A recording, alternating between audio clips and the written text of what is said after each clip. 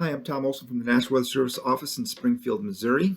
And today's video we're going to cover is just the tear down, so you can clean the inside or clean the different parts of the MMTS. It's the temperature sensor shelter, also known as the bee-hive.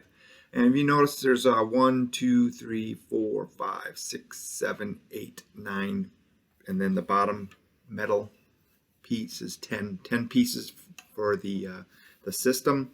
And one thing too to remember is if you're near water source, you may get mud daubers or even hornets. They'll build a nest around your thermistor, so it's important to have this cleaned out at least every 2 years, but preferably every year have this cleaned out. So with that, you just got to remove the top nuts on here, and after you remove all 4 of them,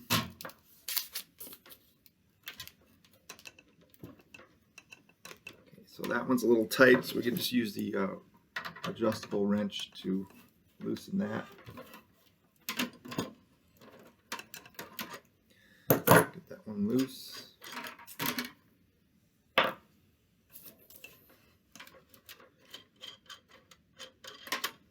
And with this, sometimes places will get hail and the top piece will get cracked and broken, and you can order these at NLSC, the top piece.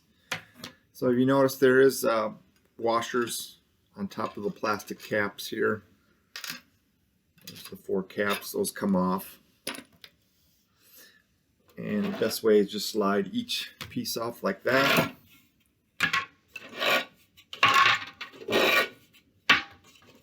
So then once you get closer to that, the best way to do that, because you don't know how long that wire is, just pull those off.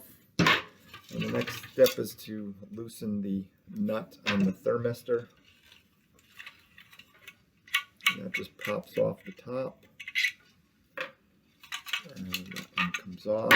And then with this, there's the washer and the lock washer. You can remove the other nut.